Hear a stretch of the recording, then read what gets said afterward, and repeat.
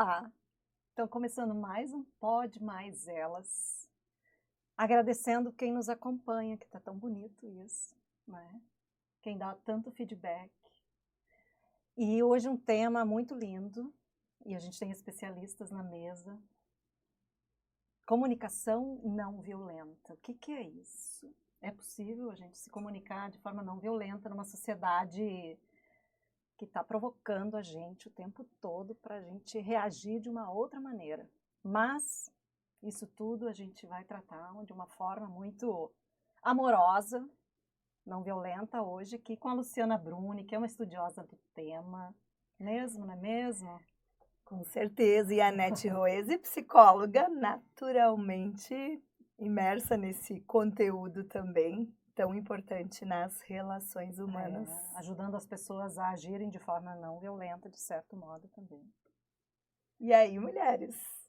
Pois é, então vamos nos comunicar de forma não violenta no nosso bate-papo hoje? Eu até estou respirando um pouco mais e me controlando o meu ímpeto de ser tão enérgica nas palavras, para ver se eu me enquadro um pouco mais hoje no tema e não destoo tanto dessa atmosfera carinhosa que se instaura aqui. Eu tenho certeza de uma coisa, que todas vieram numa sintonia que nos traz a esperança de que nós vamos conseguir. Se não conseguirmos, ao menos vamos nos dedicar bastante, porque tá todo mundo de verde aqui. Se alguém não tá de verde, por favor, retire-se. Quem não vem de verde tá fora. Sem combinar, né? Agora, Cíntia Schmidt, você também conhece esse tema, não é mesmo? Comunicação não violenta. Olha, eu vou te dizer, Nete, que eu gosto do tema, acho ele extremamente importante e a gente tenta aplicar no dia a dia. Mas, claro, não estou no nível de especialista que está a Luciana. Então, aqui hoje a gente vai aprender muito com a Cláudia Bruni, jornalista bancária, que também vai bater um papo com a gente aqui sobre comunicação não violenta.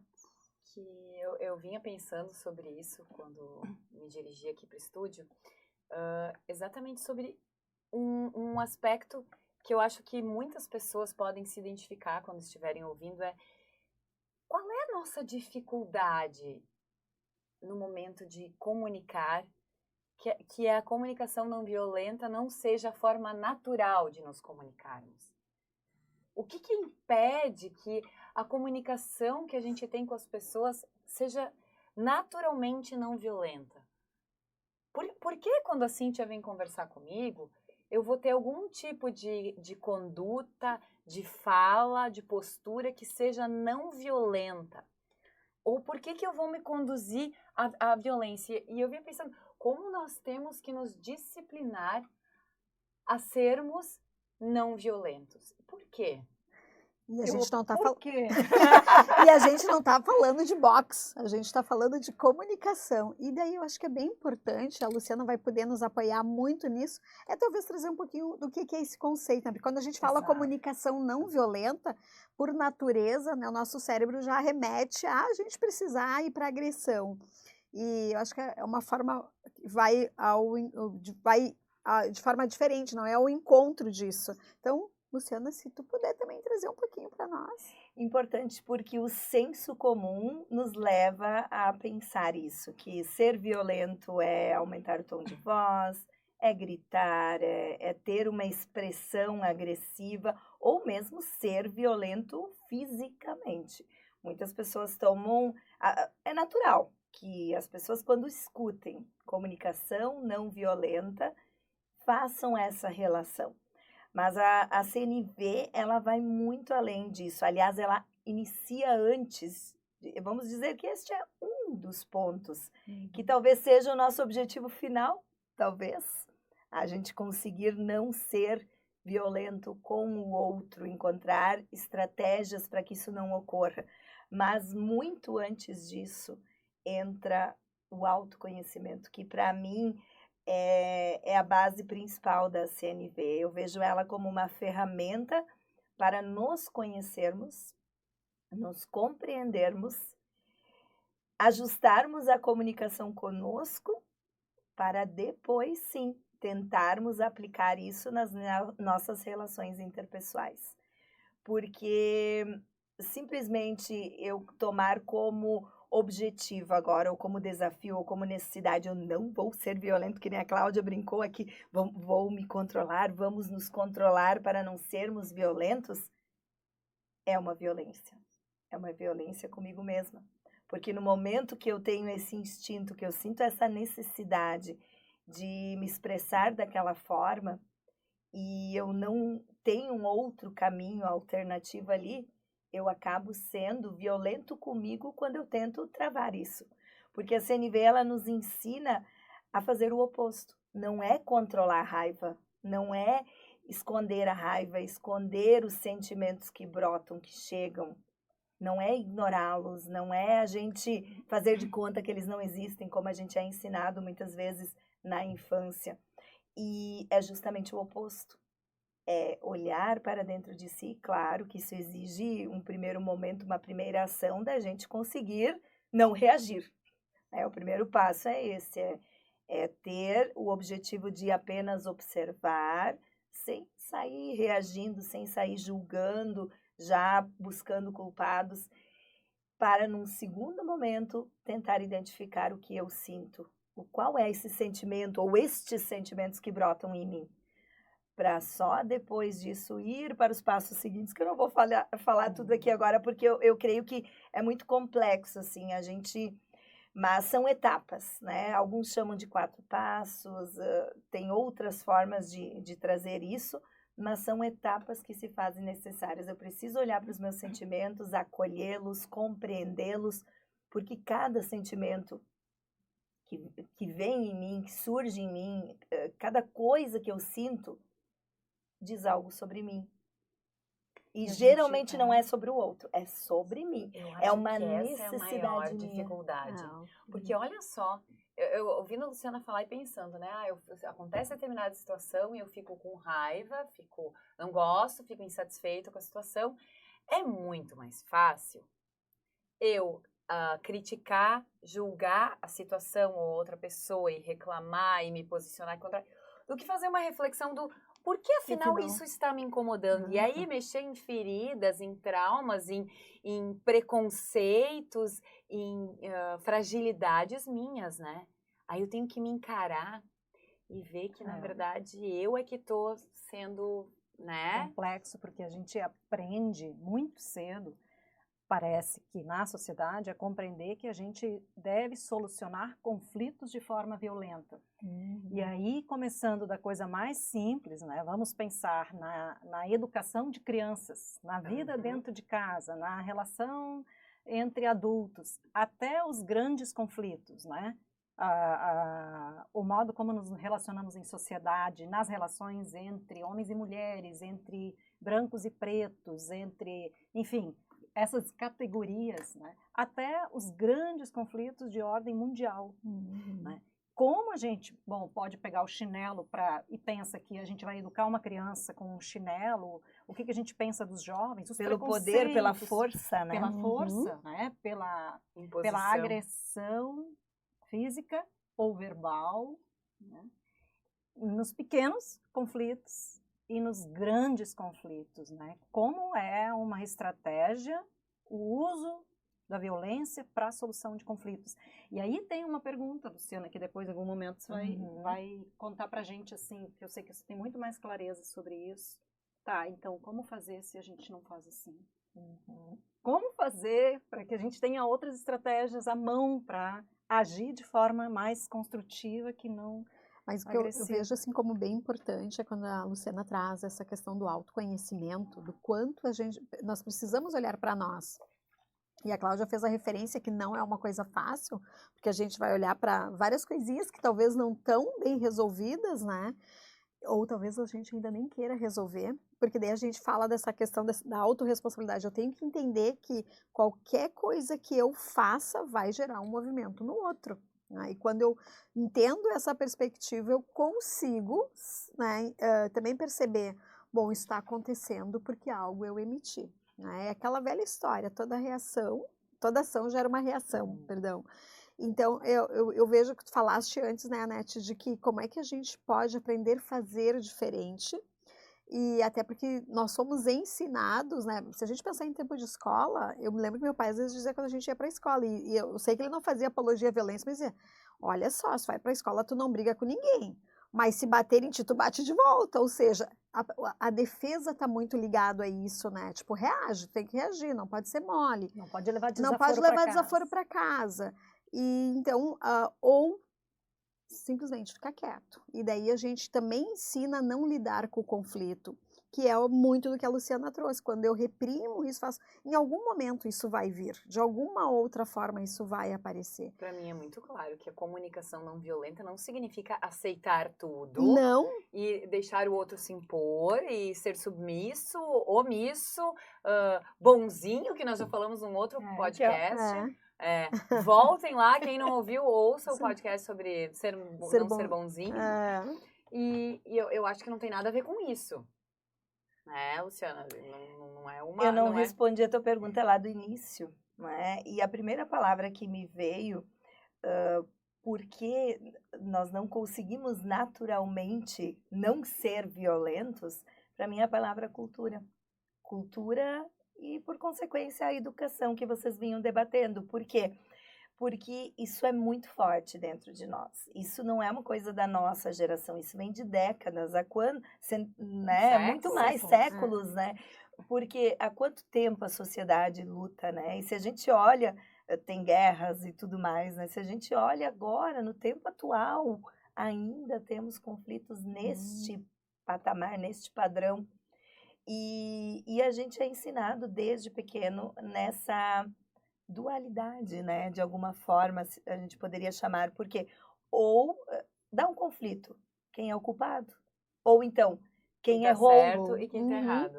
Então é sempre isso, certo, errado, né? Quem foi, quem não há... Vítima, culpado. Exato, bom, ruim. Não há um meio termo. Então, e nós somos educados para não errar, né? Então, assim, nesse processo de evoluir na comunicação não violenta, nós precisamos, em algum momento, aprender a lidar com as nossas falhas, com as nossas imperfeições, com as nossas incapacidades. E aí, no momento que eu, desde criança, eu tenho que tirar notas boas, eu tenho que ser o melhor, eu tenho que vencer no jogo de vôlei ou de futebol, para ser amado, para ser reconhecido, para ser o orgulho da família e tudo mais que nós vemos nessa cultura em que a gente está inserido, isso é muito forte dentro da gente. E a gente multiplica, o ambiente transforma. A criança pequena, não adianta você falar para uma criança não grita gritando, porque se ela grita é porque ela tem alguma referência de gritos. Ela tem o entendimento de que gritando ela vai ser ouvida, né? Ou que ela vai conseguir o que ela quer.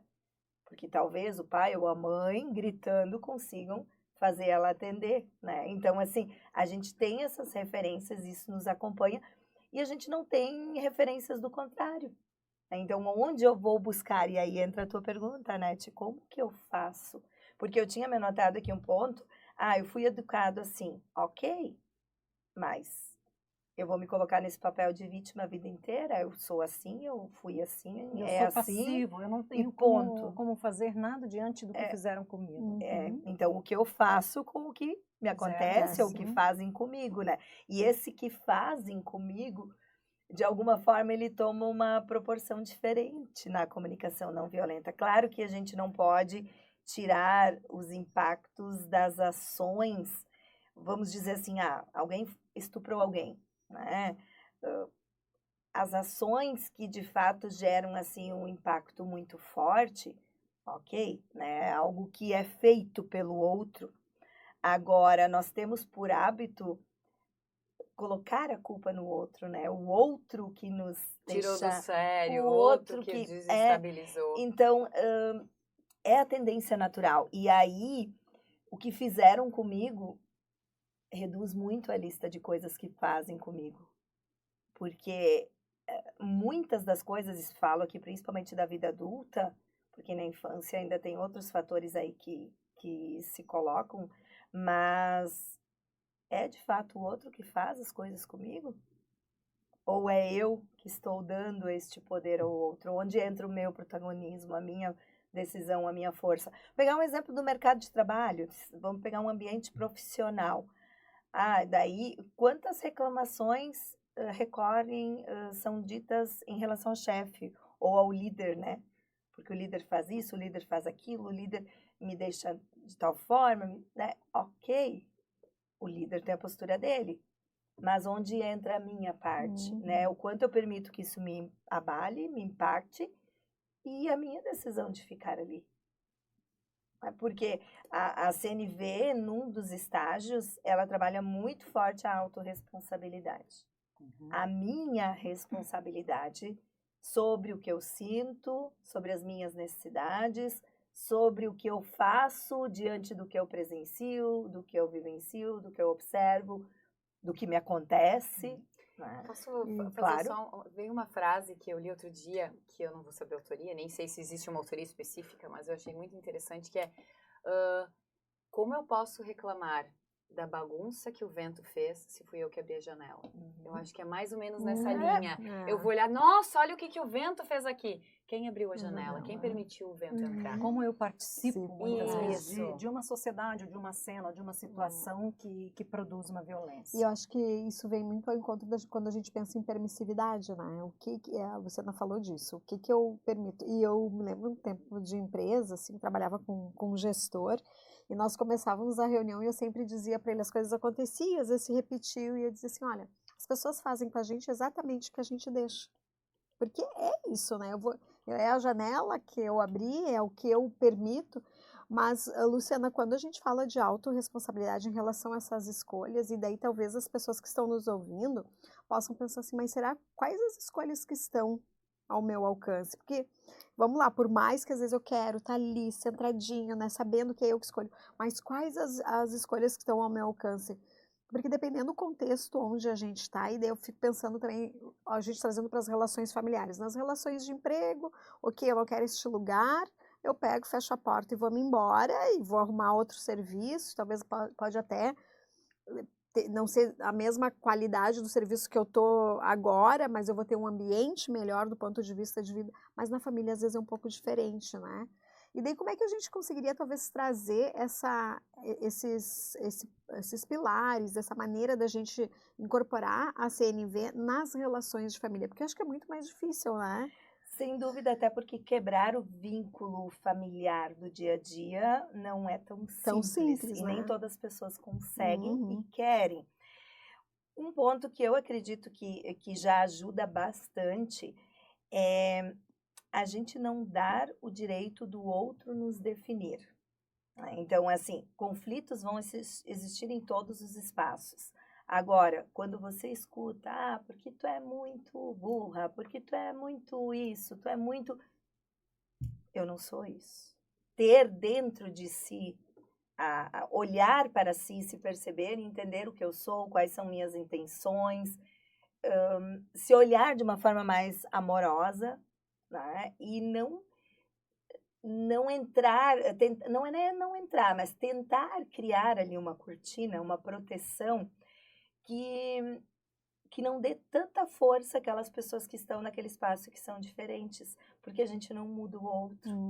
E eu ia fazer o movimento contrário também, da mesma forma, não olhar para o outro quando ele comete algum deslize e definir a personalidade dele enquanto aquilo ali. Então, assim, ele tropeçou e como tu é estabanado, como tu é desastrado.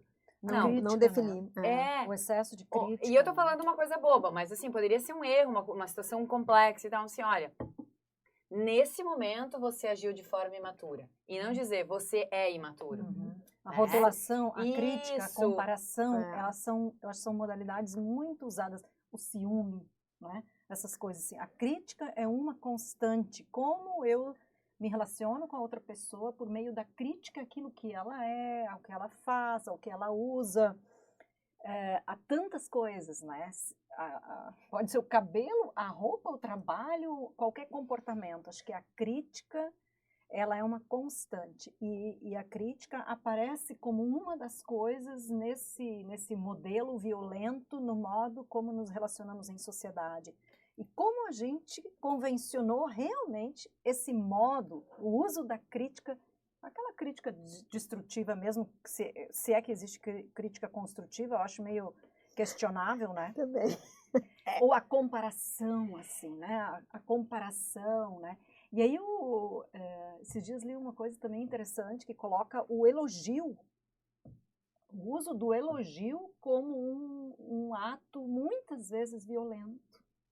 Um O elogio, porque por trás do elogio tem um comparativo, porque por trás do elogio tem o elogio a Cíntia, na verdade, para criticar a Cláudia. Isso é muito porque frequente. elas estão sentadas perto. Então, muitas vezes nos ambientes de trabalho, né, se elogia alguém em público ou diante das outras pessoas, na verdade, e também para criar uma certa dependência e um certo controle. Então, eu te elogio e te mantenho controlada. E eu quero mostrar que é esse o molde de comportamento esperado, né? Então, eu atinjo todos os demais ao elogiar uma pessoa muitas vezes. E isso é mais forte do que uma crítica em público. Porque uma crítica em público, se aquilo for natural naquele ambiente, for acordado... como a gente falou, alguma situação, e não uma pessoa, um indivíduo. Ela vai ser mais fácil de administrar do que essa situação do elogio. Mas um dos pontos que eu me notei aqui enquanto vocês falavam é que a gente vai sempre para vencer a discussão, né? Ou para ter razão. E no momento que a gente coloca a intenção de resolver o que está ali, muda de figura. Por quê? Porque no momento que eu quero entrar no entendimento, que eu quero encontrar uma solução para aquele conflito, nós duas temos um conflito, estamos debatendo, tá ok? Até aqui nós percebemos que nós temos pontos de vista diferentes, mas daqui para frente, como nós vamos encontrar algum ponto em que a gente consiga resolver algo, né? Então, no momento que a gente vira a chave e pensa na solução daquilo ali, muda completamente, porque a tendência é a gente parar na metade do caminho e ficar só insistindo no erro, culpando a outra pessoa, que eu acho que também é uma constante. Alguém tem que ter a culpa, você tocou nisso um pouco, né? Alguém tem a culpa, e a culpa sempre está no outro, e a gente tem uma fragilidade tão grande de lidar com essa coisa da autodefesa, né? Eu tô sempre na defensiva. Na defensiva. Foi a primeira palavra que eu anotei aqui, defensiva. Enquanto a Por Cláudia que falava na defensiva. E eu acho que vem, de novo, a Luciana antes fez assim uma bela abertura, levantando vários pontos assim. Mas aí voltando de novo às questões emocionais, né? Como movem, né? Como as questões emocionais, as questões pessoais, as nossas travas, as nossas fragilidades que a gente traz de tão longe, né? Como elas são uma constante na autodefesa. Eu preciso me defender quase que o tempo todo para eu sobreviver emocionalmente diante da sociedade, daquilo que os outros dizem. Então eu critico os outros, eu culpo os outros, eu faço um jogo o tempo todo, na verdade, o tempo todo eu estou me defendendo para eu ser bem vista, para eu estar bem, assim. Então eu preciso destruir a outra pessoa, né, para que eu me sinta bem. Isso é muito delicado. Porque... Quanto de armaduras a gente coloca em cima de nós para sobreviver ao medo de não sermos aceitos e amados? Tem relação direta com o que a Nete falava nesse livro do Cláudio Tebas, Ser Bom Não É Ser Bonzinho. E ele conta no início desse livro uma situação bem natural que já aconteceu com muitas pessoas no trânsito, que é um conflito ali no trânsito mesmo, um gritando com o outro e tal. Imagine um trânsito de São Paulo, né? Não estou falando do trânsito de Teutônia, que daí daqui a pouco já é exagerado, até entre aspas, o exagerado. Mas, e aí deu o conflito ali entre um motorista que trabalhava como motorista e um outro, e ele, então, esse senhor que conta. E aí ficou aquela situação e tal, o cara saiu e foi uma série de ofensas. E passou o tempo e o cara decidiu voltar lá e tentar conversar. Baixar o vidro, né? Tentar conversar. E foi conversar e foi perguntar como aquela pessoa estava, né? E o cara começou a falar, porque eu tô estressado, porque é isso, porque é aquilo, não aguento mais esse trânsito, não aguento mais trabalhar, são 12 horas diárias, o tempo todo isso e tal. E aí os dois começaram a conversar e tal, e aí ele foi no ponto onde esses motoristas de aplicativo se encontravam, então, e aí, final das contas, convidaram ele para vir num outro dia lá, tomar uma cerveja, conversar com eles, por quê? Porque houve o ato de escuta, né? Ouve o se importar com o outro, tentar entender a realidade do outro. Por que aquele ser foi tão agressivo? A que nível de estresse ele estava exposto? E então, se ninguém quebra esse círculo, a gente segue sempre debatendo, brigando e discutindo.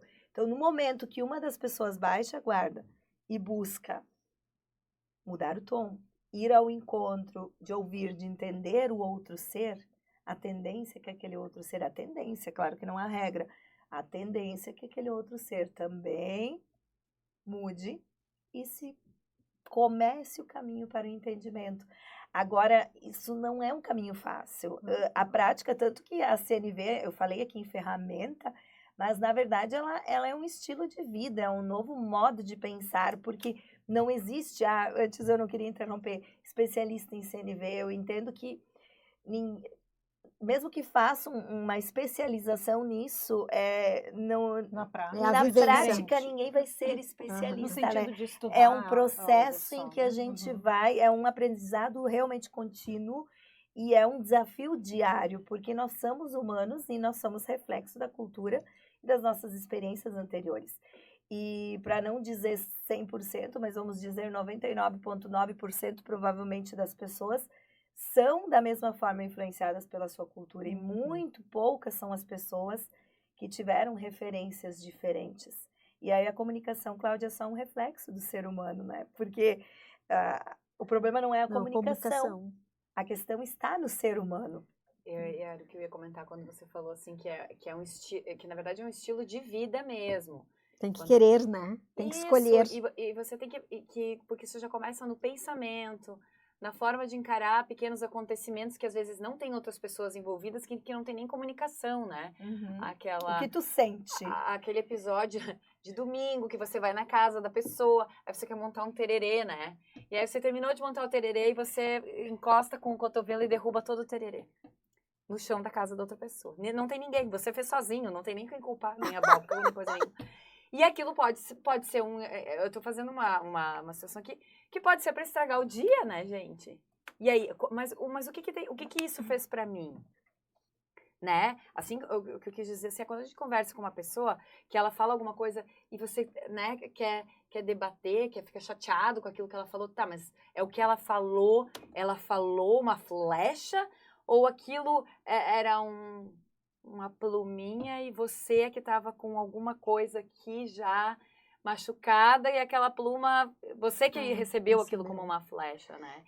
E só queria complementar assim que numa conversa eu entendo que uma das dificuldades é quando os pontos de vista são diferentes, que não se consegue aceitar que a outra pessoa pense diferente. Por que eu tenho que convencer o outro a pensar que nem eu? Que a gente quer ter razão. Né? Entende? Mas por a que tem que razão ter é a razão? razão. Ela é minha já. Eu Mas já é que a tenho gente ela. tem que ser amigo de todo mundo. A gente não pode brigar com o colega. E como não briga se tem opinião diferente, se a gente resolve as coisas na força? Quem fala mais alto, quem consegue, numa reunião, né, daqui a pouquinho, ser o centro.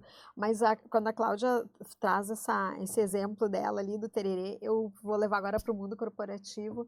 E às vezes a gente tem que fazer mediação dentro da empresa, entre gestor, colaborador, e daí tu vê muito essa dualidade que tu faz, porque às vezes um está falando e o outro não está ouvindo o que está sendo dito. Ele quer realmente fazer com que o que ele entende que é o correto, que é o certo, prevaleça. E esses dias estava numa reunião de time, assim, e aconteceu uma situação que eu lembrei muito, assim, de como a CNV ajuda nesse momento. Por mais que às vezes tu não consegue estar ali consciente, pleno, mas tu escolhe não entrar para o embate, né? Tu escolhe, assim, não, mas esse não é o momento de continuar esse assunto. E daí, às vezes, tu faz aquela pergunta, mas por que tu tá trazendo isso, tá dizendo isso? E quando a pessoa começa a trazer os motivos que fez ela, às vezes são coisas que não são daquele momento, não tem a ver com aquela situação, estão ligadas a outras coisas que não foram ditas, que não foram resolvidas no momento certo e vem para aquele lugar. Então, assim, às vezes a agressividade, a maneira de falar, aquilo não é nem para ti, não é contigo, né? E é de um histórico passado, mas que né, junto ali acaba aparecendo. Então isso também é importante quando a gente está consciente, entender, bom, tá falando se fosse eu, Cíntia, mas se fosse qualquer outra pessoa que estivesse nesse lugar, essa pessoa estaria falando a mesma coisa, porque isso não é para mim, não é para esse indivíduo. Isso é dela. Isso é dela, é dessa situação, é isso que ativou ela, é um gatilho. Então eu tenho assim tentado cada vez mais exercitar também, olhar, será que isso realmente é para Cíntia? Ou é para a pessoa, é o papel que a Cíntia está representando nesse momento, é onde eu estou, é nesse lugar, e se fosse outra pessoa também estaria ouvindo a mesma coisa, e daí tu consegue ver, não, isso não é comigo. E porque aquela pessoa está Precisando precisando falar falar isso daquela maneira. daquela maneira. Aquela pessoa está precisando falar isso assim. Por que que ela traz isso, né? Eu vou muito nessa linha, assim, também. O que tem por trás dessa fala, né? Que ela está realmente trazendo Sentindo, algo dela. E que não ela é rece- ser complacente com tudo, ou Não. então se omitir, né? Porque talvez alguns possam estar dizendo, tá, mas então eu tenho que fazer o tempo todo o papel de psicólogo e ficar ouvindo e aceitando o outro, Compreendendo. né? Mas aí a gente cria um outro problema, porque assim como quando eu vou falar, eu tenho que cuidar, eu tenho que pensar no que eu, né, no outro e respeitar e entender o que o outro está falando, mas assim, aquele que fica muito em silêncio, que vai ficando complacente, ele também está sendo violento na comunicação, porque ele não está comunicando o que ele precisa, não está comunicando as suas necessidades, está sendo violento consigo mesmo, como a Luciana falou, mas com os outros também, porque eu entendo que talvez até muito dessa postura já tenha feito parte da minha vida. Quando você quer ser aceito num ambiente, quando você quer ser amado, e Que para precisa isso ser você amado. e que para isso você tem que imagina, tá? Imagina, isso é uma imaginação minha individual. Imagina que tenha que ser de determinado jeito, que eu tenho que me comportar de determinada forma, que eu tenho que ter os determinados resultados, notas, desempenhos e, enfim, postura Para ser amado. Uhum. para ser amada e aceita. Mas assim, isso é uma coisa que eu coloquei na minha cabeça. Essas regras não existem. Ah, a sociedade pode ser, mas eu sou adulta agora e tenho isso na minha cabeça. Então, eu vou me comportando assim e para atingir determinada perfeição imaginária, Uhum. o que a gente faz, né? O que eu já fiz, enfim, ficar completamente omissa, sem manifestar várias queixas e problemas Prefiro não falar. para evitar o conflito. É, não Só vou que falar o que nada. eu não dei oportunidade para outras pessoas identificarem que elas estavam me agredindo, me forçando a situações que eram desagradáveis, fazendo eu, daqui a pouco, ter programas, enfim, movimentos que não eram mais compatíveis com o que eu queria fazer, mas eu, né, mantinha fazendo. Até o momento que acontece? A Cláudia não aguenta mais, né? Porque a gente chega num limite de não ser quem se é e de se manter dentro disso. E aí, não, então deu, chega, não posso mais me manter assim, então tchau. Não brinco mais. E a outra, e aí assim, eu tenho o direito Tem gente que se fecha. de fazer isso, de botar um fim em relações de trabalho, relações de amizade, enfim. Claro que eu tenho o direito de fazer isso. Mas eu também sei da minha responsabilidade enquanto omissa, porque a outra pessoa não teve nem Não tem. condições de perceber. Então, É, ficar em isso silêncio muitas também vezes não é o acontece em correto. relacionamentos, né? Sim. Hoje, quando eu dou os treinamentos de CNV, eu escuto muitas vezes a pergunta, tá, mas como eu faço isso se a gente nunca conversou? Né? Como que a gente, como que começa a fazer isso? Por quê? Porque se eu não inicio esse diálogo de sentimentos, de expor os sentimentos, de pensar sobre as necessidades, expor as minhas necessidades, entender as necessidades do outro desde um princípio, o movimento ele precisa ser muito maior para eu Dá pra inserir depois. isso na minha rotina, sem que isso gere um conflito. Exatamente, porque na relação, por exemplo, nas relações de casamento, ou enfim, de namoro, o silêncio, ele é reconhecido como uma maneira de punir a outra pessoa. Não vou falar contigo, eu vou te punir, vou te fazer sofrer para que você veja, sei lá, que eu tenho razão, ou que você fez. Mas não era Então, bem isso que eu me referia, não era no Pois é, sentido mas de você- fazer o silêncio como um castigo, mas era assim, de não manifestar e de ir me adequando àquilo que eu imaginava que a outra pessoa Mas queria. o teu silêncio, ele causa um sofrimento na outra pessoa, porque ela não consegue te acessar mais, de certo modo. não Depende da situação, porque Varia, talvez certo. se esse conflito não existe, teoricamente, não parece existir. Não, Isso, pra existir ele outra- existe. É, Não, é mas Só o talvez conflito ele não é interno. consciente e Entende? O identificado. conflito É. interno, Sim. porque a outra pessoa nem percebe por conta de eu estar fazendo aquelas, enfim, desempenhando o papel que eu imagino que ela queira que eu desempenhe. Então, sim, entendeu? é. Não é que eu Mas ficasse em enfim, silêncio. às vezes, ok. Mas né? isso que você Existem falou é formas verdade, de silêncio, que é uma forma de mas o de silêncio, castigo, sim, ele é uma forma de punir a outra pessoa. Né?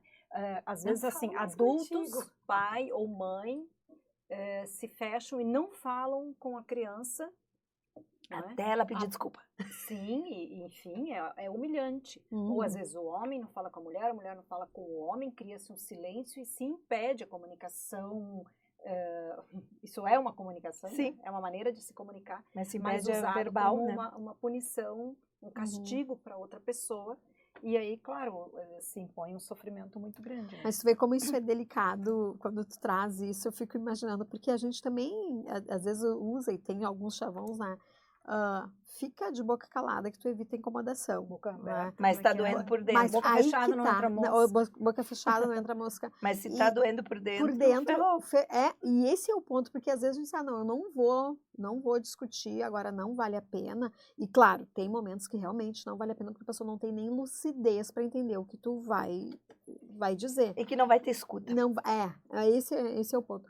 Mas eu acho que vem uma coisa, realmente, a gente precisa observar muito qual é o momento que tu deve, né, expor, que a gente precisa falar. E estudar como fazer isso, porque Isso. aquele exemplo que a Cláudia deu antes, entre o dizer você é mentiroso ou você nesta situação teve uma mentira, ou faltou-se com a verdade, é muito diferente. Isso. E aí, para isso, eu preciso estudar, eu preciso ler, eu preciso querer. E não é só... Porque o querer, não basta querer e... eu vou trancar, não vou dizer. No momento que tá machucando lá dentro, tá fervilhando e em algum momento vai sair. Só que também não adianta sair gritando tudo que vem. Porque aí, com certeza, a violência vai estar presente. Eu achei que hoje a gente ia vir aqui e a Luciana ia nos explicar como gritar com jeitinho. Mas não é o caso, tá bom. Mas uma regra que eu acho bem importante, assim, pra gente tentar não acusar outra pessoa, ou então, enfim, usar a regra do grito, do silêncio, todas essas coisas que emperram a comunicação, e ainda assim conseguir comunicar, é aquele pressuposto de partir do eu, né? Eu sinto. Ao invés de, Cíntia, tu, né? Cláudia, né? Tu... Fala agora! Aproveita! Depois da gravação. Eu não me senti bem. Eu fiquei chateada. Não é tu que me irritou. Eu fiquei remoendo. Eu fiquei incomodada. Eu fiquei irritada. Mexeu comigo. Eu Então, tive a impressão, eu imaginei, isso, eu concluí. Eu percebo. E eu porque sinto. é muito da gente. Eu me senti mal. Né? Então, eu evito dizer rotular, que tu me deixou mal, tu me deixou péssima. Né? É diferente. acusar e rotular outra pessoa. É né? diferente. Por meio da linguagem, a gente consegue fazer com que esses diálogos sejam um pouco mais tranquilos. Mas o que fundamentalmente a gente precisa treinar é ouvir mais. E ouvir verdadeiramente, ouvir tentando entender o que o outro está trazendo, prestando atenção. Porque o natural e que gera muito conflito é a gente ouvir pensando em responder. Então eu começo a escutar a fala da Cíntia, já estou pensando. Enquanto vocês falam o tempo todo, eu estou pensando no que eu vou falar. E me defender. Exatamente, o reflexo natural do ser humano, de se defender. Aqui a gente não está num conflito, mas assim, isso é tão automático que eu tenha percebido. Não, eu não sinto, Eu não estou eu não me sinto em conflito. Então, nós E estamos perguntar, conversando né? muito bem Eu aqui. penso, Fazer às vezes perguntas. a pessoa diz, mas se a outra pessoa não fala, não se expõe, ou não... Às vezes nem está aberta para o diálogo, né? Daí como é que eu vou... Perguntar é sempre dar para outra pessoa a possibilidade dela falar, e aí você tem a oportunidade de ouvir. E Porque às não vezes necessariamente tem que aceitar não aquilo, tem que ou aceitar, como nem eu quero responder. dizer, vamos dizer, se eu falei algo e a Cláudia se sentiu ofendida, Agora e nós a vamos começar Cláudia, a falar sobre a isso. Cláudia vai chegar e vai me dizer, eu me senti ofendida com a tua fala. Eu não preciso me sentir culpada por isso. Porque não quer dizer que eu, de fato, ofendi ela ou tive a intenção de ofendê-la. Talvez o que aconteceu é que ela se sentiu ofendida a partir da expectativa que ela tinha criado, das experiências anteriores dela, onde quando alguém usava esse tom de voz, era alguém gritando e xingando, era alguma cobrança. Então, todas as experiências que a Cláudia teve antes vão impactar na forma como ela recebe as informações. Então, não quer dizer que se ela está me dizendo que ela se sentiu ofendida, que eu agora vou me sentir culpada ou vou me sentir cobrada. Não, eu vou expressar que, de fato, eu não tive a intenção de ofender. Eu peço desculpa se isso aconteceu nesse processo, se essa situação provocou esse sentimento em ti, mas não foi minha intenção. E no momento que eu expresso que não foi minha intenção, a gente já está num outro nível de diálogo. Mas isso é muito difícil chegar, né? Por isso que eu até separei aqui no virar livro. a cara e dizer, a Luciana é sempre assim. Mas assim, ó, aqui no livro fala, né? Antes eu disse que não é eu usei o termo ferramenta, mas não é tão simples, não é uma fórmula de Bhaskara ou qualquer outra. Na verdade, é um caminho. É um caminho e é sobre aprender, arriscar, tentar e não desistir. E é uma arte que envolve risco. E o que provavelmente, o que eu compreendo, o que eu interpreto a partir deste uma arte que envolve risco, por quê? Porque eu estou me expondo.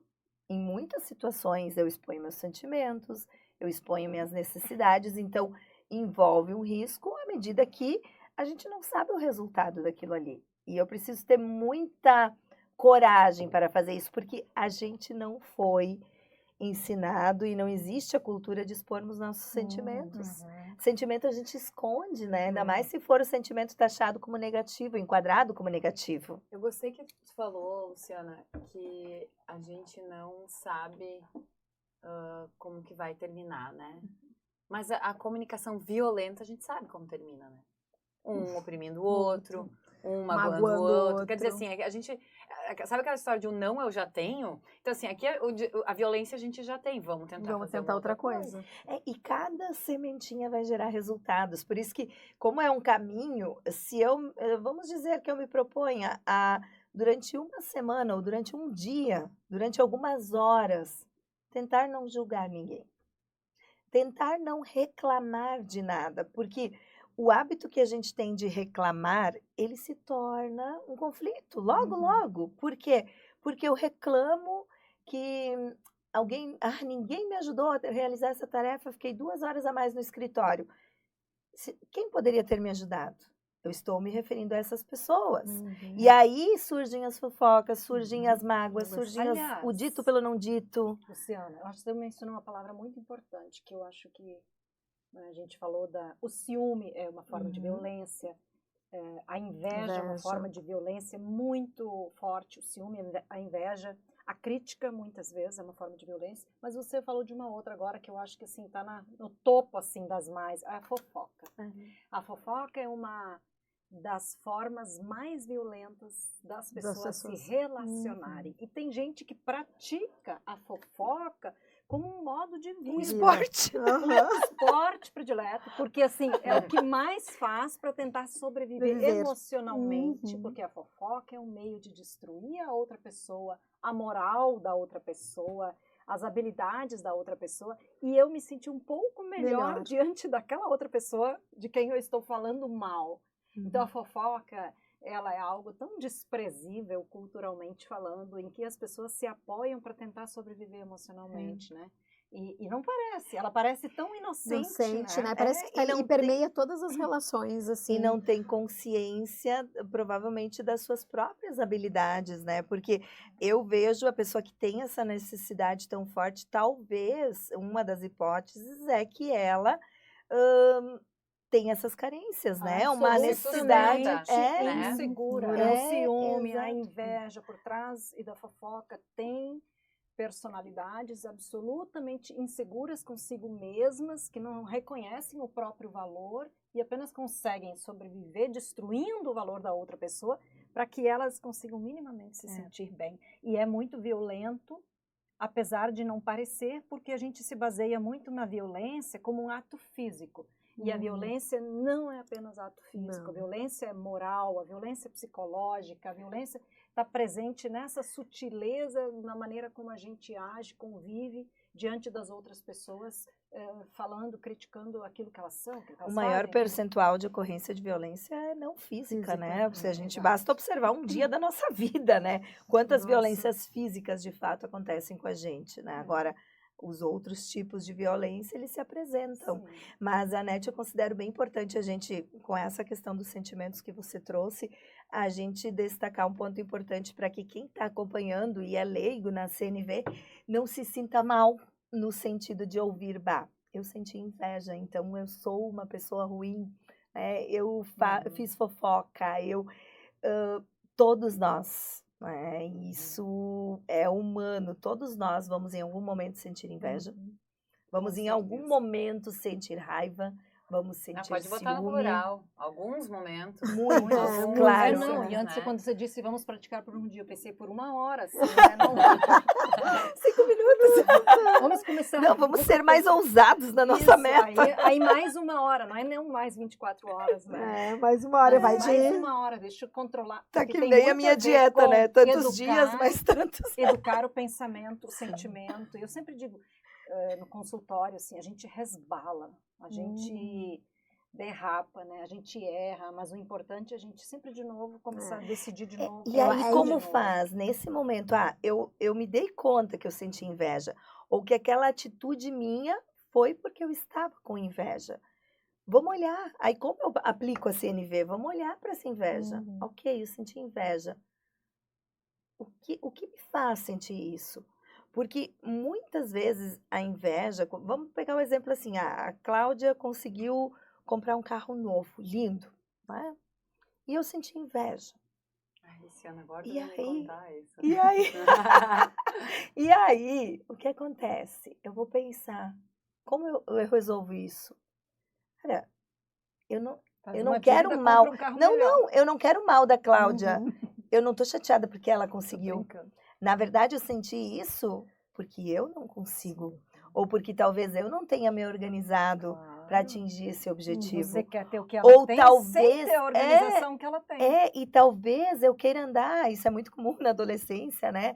Os rapazes, principalmente, né, querem andar com carrão para impressionar, para serem vistos, para serem admirados.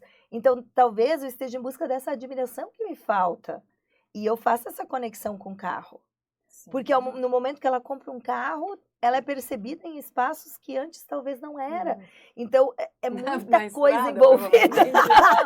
Mas às vezes é assim, eu acho nas que é relações bem, de trabalho. Mas é pensar em mim, né? Me analisar. Faz uma autoanálise. Porque não é que eu não posso sentir. É natural, eu vou sentir. Mas o que isso diz sobre mim? E aí, sim, eu não vou tirar o cara. Cláudia, eu vou pensar se de fato eu quero um carro. Se é o carro que eu preciso. Se é outra coisa e o que é. E aí sim eu vou tentar organizar o meu pensamento, o meu planejamento para ir em busca daquilo que eu preciso. Luciana, tudo isso que tu está falando é muito bom, muito importante, mas era muito mais fácil tu olhar para mim e dizer assim, deve ter feito rolo, tá saindo com alguém que pagou esse carro para ela. Não é isso que ia acontecer? A inveja, a fofoca, não, né? Entende? Então, assim, a solução mais fácil é explicar por que eu não consegui. Em vez de olhar para si e fazer uma análise. Era mesmo que eu queria? Agora eu olhei. Né? Não, agora eu gostei muito disso, assim. Mas veja bem o exercício que você tem que fazer para não cair nessa simplicidade que foi o que eu falei. Ser assim, simplório mesmo, de simplesmente dizer, não, ali tem alguma coisa errada, a Cláudia deve estar fazendo, porque não é possível. E a gente tem que lembrar que ainda tem as redes sociais para potencializar tudo isso, né? Então, assim, as nossas percepções são de flashes, são de frames da vida do outro.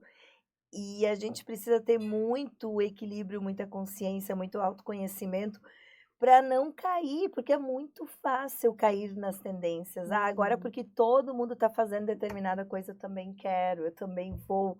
Mas será que de fato eu quero aquilo ali? Eu não sabia que eu tava precisando de uma harmonização facial, né? É. Eu não sabia. É que nem os maridos, né? Eu não sabia que eu não sabia. Antes de casar não tinha problema nenhum. Agora não sei mais caminhar, não sei comer direito, não sei nada que eu faço certo. É mais ou menos isso. Sim. Alguém achando uma coisa pra te mostrar que também precisava.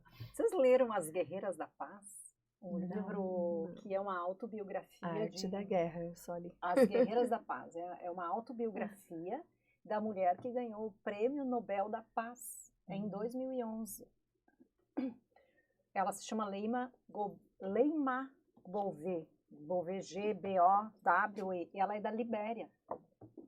A Leima Gbowee, junto com 2 outras mulheres, elas ganharam o Prêmio Nobel da Paz, e o livro se chama As Guerreiras da Paz, porque essas 3 mulheres mobilizaram um país para acabar com uma guerra civil que durava 10 anos num país.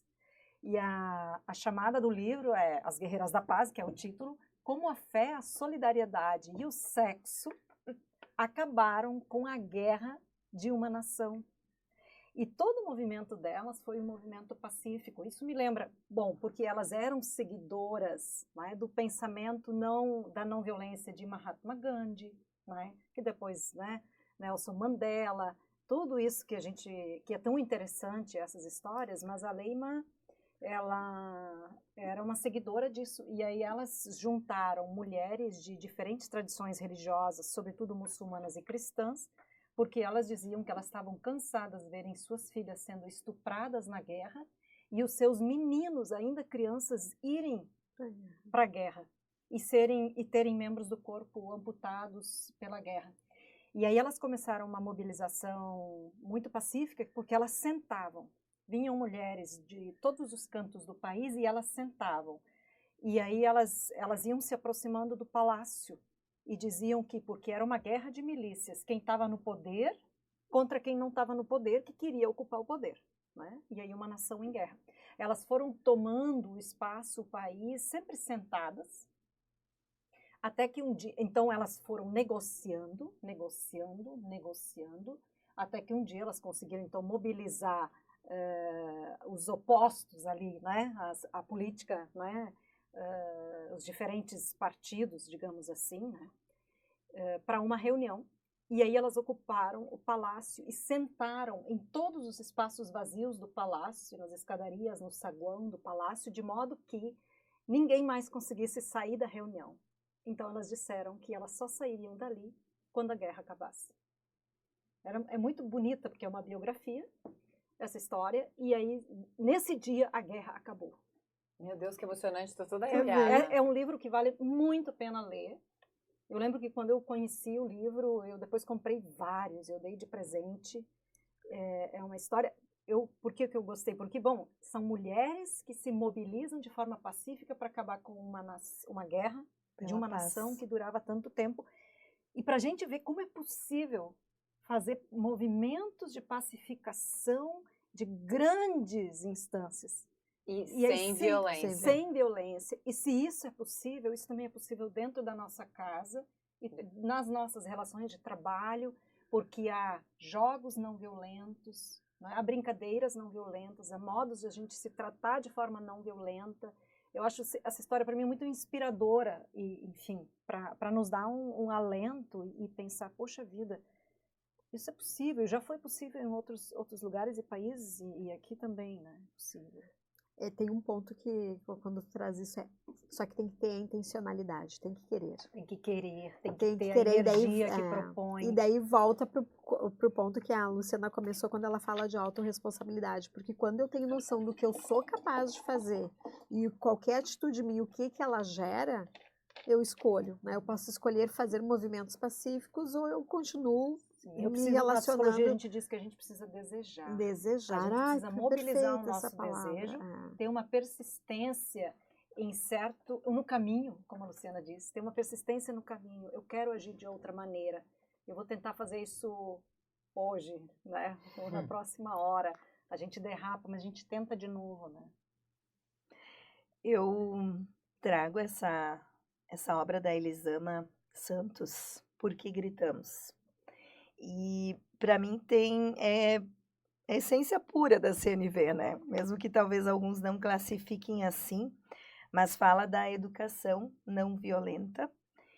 E para quem é pai ou mãe, ou mesmo líder, quem sabe, num espaço de trabalho, ou em qualquer local, quando formos gritar e responder essa pergunta, por que eu estou gritando? O grito, ele diz algo sobre mim. E aí, se a gente for olhar, aqui olha muito para o aspecto das crianças, né?